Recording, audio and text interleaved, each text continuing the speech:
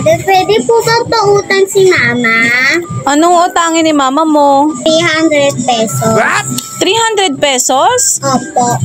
Kailan nyo naman babayaran yun? Babayaran din po ni Mama. Kailan? Pag nakuha niya po yung sahod sa labada. Ano ba yan? Kailan naman kaya yun? Sabi po sa ng boss niya, babayaran din po siya pag natuyo na po yung nilabahan niya. Sige, bayaran ka mo niya ha. Ito. Wow.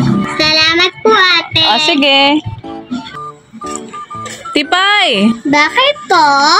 Asa na yung utang yung 300? Sabi mo, babayaran yun ng mama mo kapag natuyo na yung nilabhan niya.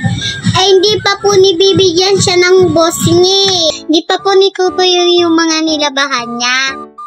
Ganun ba? Sige. Tipay! Kamusta na? Asa na yung utang nyo? Ate, hindi pa din po tuyo eh. Hindi pa rin tuyo? Opo. Panay po sa siulan eh. Pang ilang araw na kasi yun eh.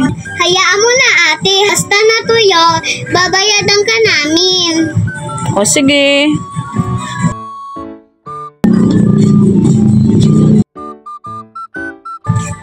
Tipay! Bakit po? Ano na? Isang linggo na. Asa na yung utang yung 300? Di pa din po sa situyo ate. Isang linggo na? Hindi pa rin tuyo? Opo. Umuulan po sa Grabe naman yung sinampay na yun. Kahit umuulan, matutuyo na yun sa loob ng isang linggo, no? Hindi pa din po ate, basa pa din po. Bakit ba? Ano bang nilaban ng mama mo at ang tagal matuyo? Hindi carpet po. Carpet? Oh no! Opo.